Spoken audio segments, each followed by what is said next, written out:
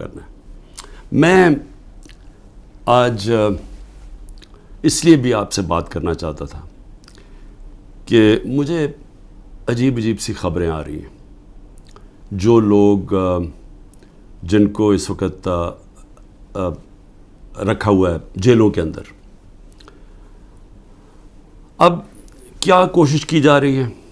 اپروورز ڈھونڈے جا رہے ہیں ہمارے لیڈرشپ سے، یا وہ لوگ جو پکڑے ہوئے ہیں ان سے اپروور کیا بن رہے ہیں؟ اپروور کا وعدہ معاف گواہ کیا ہے کہ جی یہ کہیں کہ یہ عمران خان کے کہنے کے اوپر ہم نے یہ کور کمانڈر کے گھر میں حملہ کیا، اور وہاں جا کے یہ بھی سننے ہیں، ذرا سنیں بات، کہ وہاں جو کاغذات جو سیکرٹ فائلز پڑی تھی ان کو کسی طرح آگ لگانی تھی یا کیا کرنا تھا۔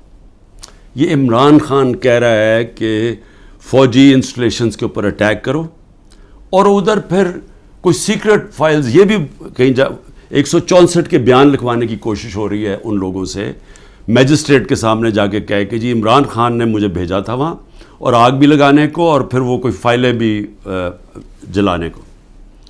اب میں جو یہ کرنے کی کوشش کر رہے ہیں، میرا آپ سے سوال ہے، پہلی چیز کہ کیا یہ پبلک مان جائے گی اس کو کہ عمران خان چاہے گا کہ فوجی نہتے شہریوں سے فوج کے اوپر اٹیک کروائے گا عمران خان؟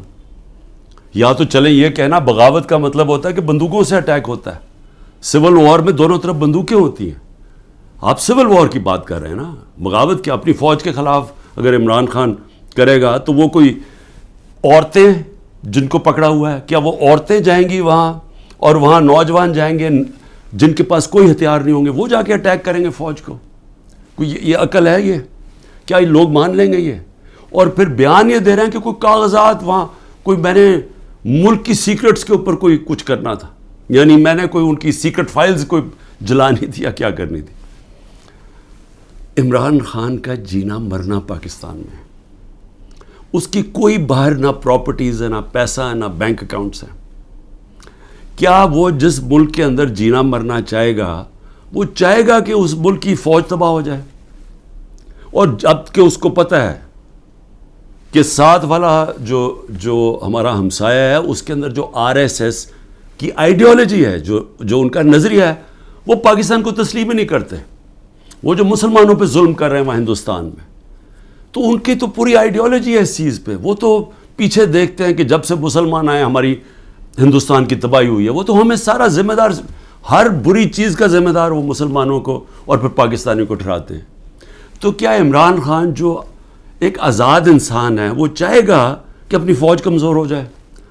اور فوج کمزور ہونے کا مطلب کہ ملک پھر ٹوٹ جائے، کیونکہ اتنا بڑا جو ہمارا ہمسایہ جو مضبوط ہوتا جا رہا ہے، تو ان کے تو آپ تھنک ٹینکس میں دیکھیں، ان کے تو تھنک ٹینک کہتے ہیں کہ پاکستان کو 3 حصے میں کر دو۔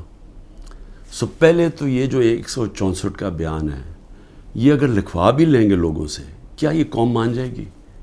کیا 9 مئی کا قوم مان گئی ہے کہ یہ عمران خان نے ساری سازش کی تھی، یعنی اپنے اوپر یہ حملہ کروایا پہلے کمانڈو سے، اور اپنے آپ کو پھر اس نے جیل میں ڈلوایا، اور پھر وہ سارا پلان کے تحت اس نے فوج کے اوپر حملہ کروا دی؟ کیا یہ قوم مان گئی ہے؟ یہ جو سازش ہے، بغاوت ہے، یہ قوم مان گئی ہے کہ عمران خان بہت بڑا غدار ہے؟ اور اگر آپ نے چیک کرنا ہے تو اوپینین پولز دیکھ لیں، سرویز اٹھا کے دیکھ لیں، کوئی سروے اٹھا کے دیکھ لیں، دکانوں میں نکل جائیں، بازاروں میں پوچھیں کہ کیا یہ واقعی عمران خان نے بغاوت کی تھی؟